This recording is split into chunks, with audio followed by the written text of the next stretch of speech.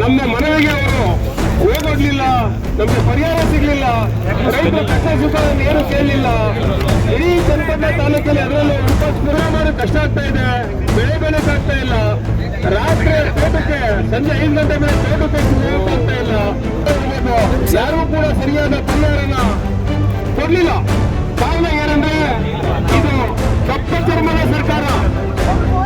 ಕಪ್ಪ ಚರ್ಮದ ಸರ್ಕಾರ ಅವ್ರಿಗೆ ನಾವು ಕೂಲಿಕ್ಕೆ ಅವ್ರಿಗೆ ನಮ್ಮ ಕೂಗು ಸಂಸ್ಕೃತಿ ನೆನೆಯಿಂದಲೇ ಹೋರಾಟ ಮಾಡ್ತಾ ಇದ್ದಾರೆ.